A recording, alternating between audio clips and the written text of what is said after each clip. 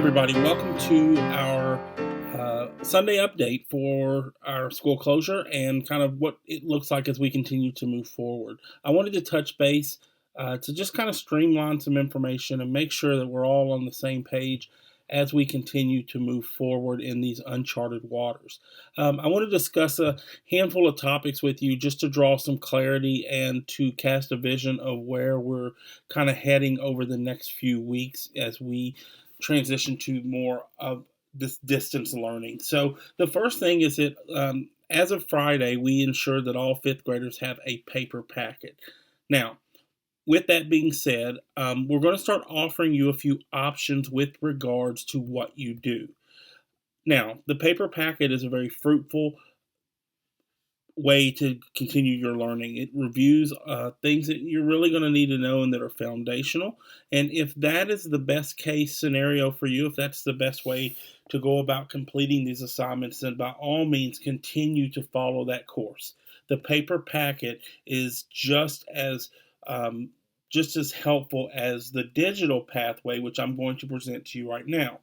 If you would like another way to go about doing the distance learning, we will offer a couple. Now, we're going to start slow in this as we roll this out, and we're going to start with math. We'll have a digital pathway, and then writing will have a digital pathway.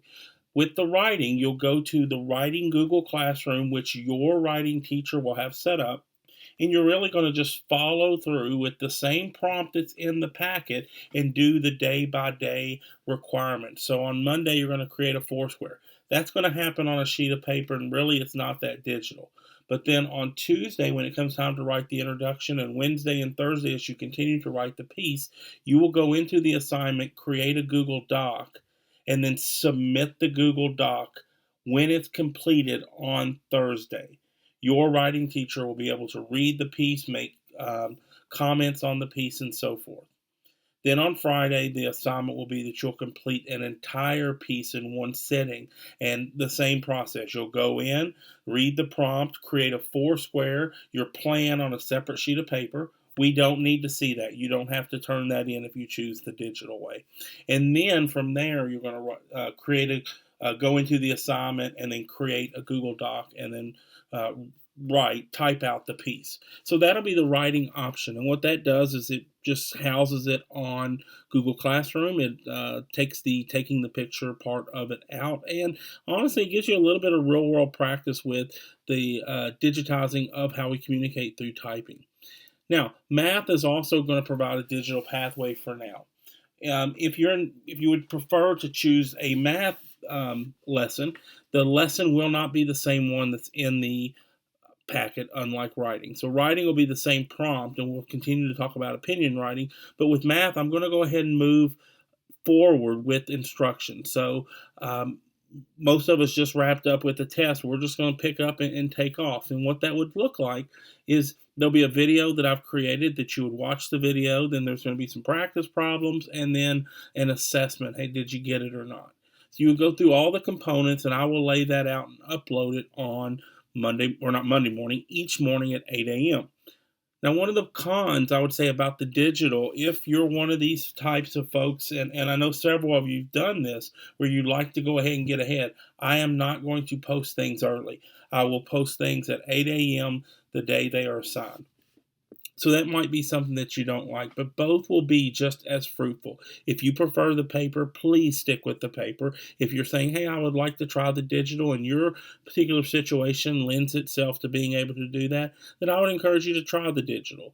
Either way, it's going to be fine. Now, with the digital, I am going to offer live sessions that we're going to meet on Monday, Wednesdays, and Thursdays. And for my second block, that is going to be writing and math, we're going to meet at 11 o'clock in the morning on Monday, Wednesdays, and Thursdays. For my third and fourth block, we're going to meet at 2 o'clock on Monday, Wednesday, Thursdays.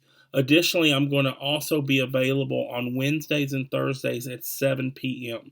Now, I want you to understand that the live session, it will not be an instructional meeting. The instruction is going to come from the video that's been pre-recorded. The live meeting is going to be more of a reflection and discussion. So when we come together, I want you to be equipped to talk about it. In fact, I'd rather you not come to, now, I say this, I want you, if you're able, to come to the live session if you're participating in the digital. But don't show up if you haven't watched the video, because you're not going to be able to participate in the discussion. So there's going to be a little bit of responsibility that's going to be pushed on there. So make sure that we are participating in the content so that you can participate in the live discussions. Now, one of the other things, now with the digital, I mentioned a con is you can't work ahead. A pro is that it really makes turning work in easier, because it'll all be done through a Google form, which allows you to directly submit the work. As we continue to talk about submitting work, I know a lot of ideas have been floated, and we're really trying to be flexible to help accommodate your situation. For the time being, until some other big idea comes up, the content classes, so myself, Miss Burns, and Miss Bandy would really prefer if you would upload those pictures of the paperwork onto Google Classroom. It really helps us sort and have things in a particular place. Now listen, if you're like, hey, I've tried, it takes me a while to upload things, or if you've got some type of issue, I completely understand. Then send the pictures directly to our emails, or if you have our phone, you may text us. One of the things, though, we're trying to do is, by you putting it into Google Classroom, it's one less email we get. There's a lot of important email coming through, and we're just trying to unclutter. I have roughly 120 students that I see on a daily basis. If all of my students were to email me their daily work, well, that's 120 emails per se. And on top of that, if some students are turning them in from the day before, it could even grow more. And the last thing I want is a parent email or an email from an administrator or a district level with important information to kind of get lost in the shuffle. So the Google Classroom really helps us with the organization as we move forward. But again, I want to stress the flexibility. If you can't, you get it to us any way that you can. So then we got to talk about, hey, we're turning this stuff in. How are you guys going to grade it? Well, one of the things that we talked about as a team was that we want to really have a grace-centered means of grading this work, because we're technically not there. But at the same time, there needs to be a little bit of accountability. So how do we find that perfect balance? We're going to provide a grading rubric, which you see right now. And on the grading rubric, it kind of walks through what we are going to be looking for when we grade. Well, the first thing is there's going to be it's going to be worth 10 points. It's going to go into the homework section of the grading. The reading of any type of passage or notes, or if you've been provided some type of instructional video that you're able to watch, it's going to be 3 points for that. We are going to just assume that you did that, because we have no way of honestly checking that out. But in order to do the practice portion or the exit slip portion, you probably had to do that to some degree. Then it's going to come to the practice activity. It's a little bit tiered. If you complete all parts of the provided practice, you're going to get 4 points. This will not be scored for accuracy, but scored for effort. So in the first 2 parts, we're really just measuring your effort. You get 3 points for watching a video or reading some notes or reading a passage, and 4 points for trying all parts. And that gives you a 7 out of 10, which is 70%. So at this point, you're at a C solely on effort. Then it comes time for the exit slip to kind of measure, did you get it or not? Well, if you just attempt the exit slip, if you look there, you get 1 point for correctly answering less than 50% of the questions, meaning you just try, but even if you get them all wrong, you get another point, which is 8 out of 10, or a B, 80%. So at this point, really, it's effort driven, that you're really trying, and you're going to get that 80%. Now, in order to get the 9 out of 10 or 10 out of 10, then it's going to come down to actually answering some of the questions correctly.